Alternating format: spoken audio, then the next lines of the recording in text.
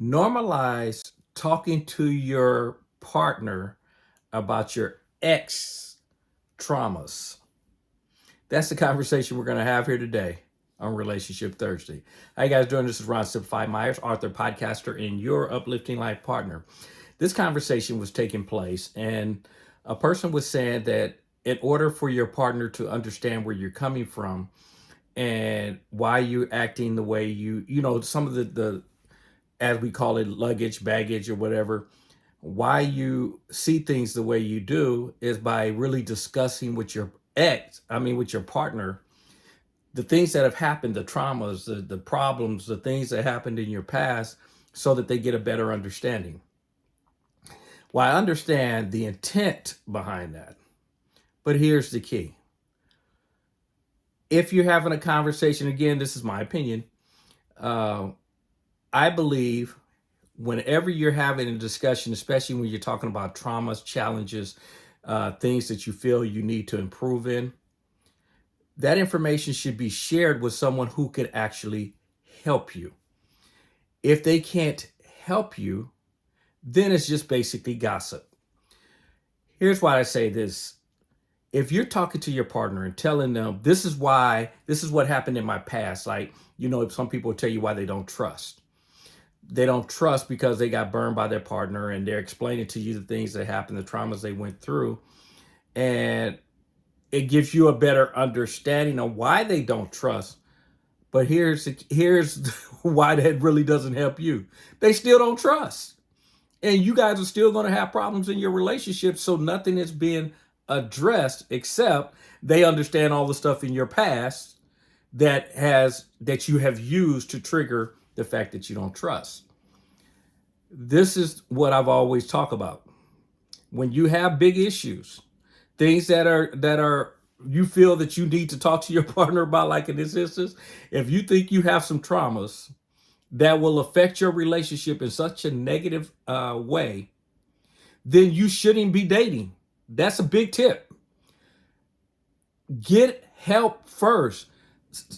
Too many people are so afraid to be alone that you keep sabotaging relationship after relationship. Even though you got issues that need to be addressed, you're not addressing them. Stop, pause, get to learn to love the person in the mirror, which we keep talking about all the time. Get that taken care of so you don't go into a relationship with a bunch of traumas and a bunch of things that you need to normalize as a conversation with your new partner about traumas of your old partner.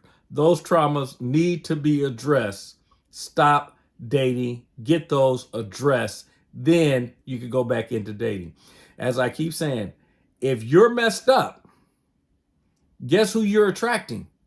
Other messed up people. Why shouldn't you? Someone who has their stuff together is not going to want to deal with somebody who's messed up. Now, there's exceptions to all rules, but the key is you're not at your best if you're having those kind of issues. So your selection process is not going to be its best. Why would you even want to go dating if you're having all this, the garbage, the traumas or whatever, without getting it addressed? Because folks, you're only going to, like in this case, if you're saying that he cheated, he did all these things, and so you don't trust, if you don't overcome that, the guy that could be the best guy for you, you're going to throw at him this insecurity. And if he is a guy that has his stuff together, he is going to walk.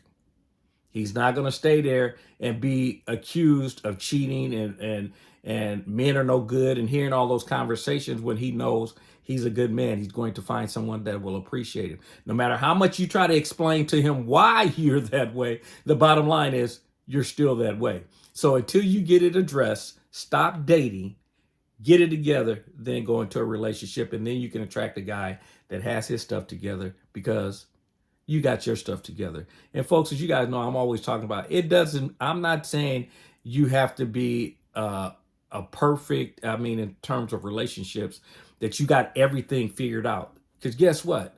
Life happens. So you're going to always have challenges inside of every relationship. as I always say, as long as they're not red flags, in other words, things that are unacceptable to you, then all the other stuff we could deal with. That's called just being a human being. As I jokingly say, give me 5 minutes and I'm gonna disagree with myself on something. So if I'll disagree with myself, of course you and I are gonna disagree. That's a part of being in a relationship. That's a part people need to understand. As I keep saying, learn. First thing is to accept people as they are. That's what I call love. That's the true meaning of love. Because again, if you attach conditions, then you're loving people based on conditions. To me, that's not love. That's just dictatorship. You got to live your life according to the way I think you should in order to receive my love. That's okay. You can keep that. But bottom line is, folks, get you addressed first, as we keep talking about, then go into relationships, and we don't have to normalize sharing our bad past because it hasn't been addressed. And as you guys know, it ain't right, it ain't wrong. It is my opinion. Now run on over and download my app, which is located on Google Play, also at the Apple Store. It's Simplified You, the letter U, not the word U. Simplified You, and yes, they are separated, the two words. Download it. It's a free app. I also have included my book, The Relationship Success Handbook, Get Rid of Your Problems, Not Your Partner, a book that is available at Amazon, but I attached it as a free attachment inside of the app that you'll get immediate access to. It is not something you have to go add, download, or whatever, or go to another site. It's as soon as you go in, it's automatically there. Take a look. First chapter is self-love. Folks, I'm more concerned with you getting you together than I am about selling the book. So as you guys know, if you're not having fun, you should be doing something else. I will talk to you guys again on Self-Love Monday. Take care. Bye-bye.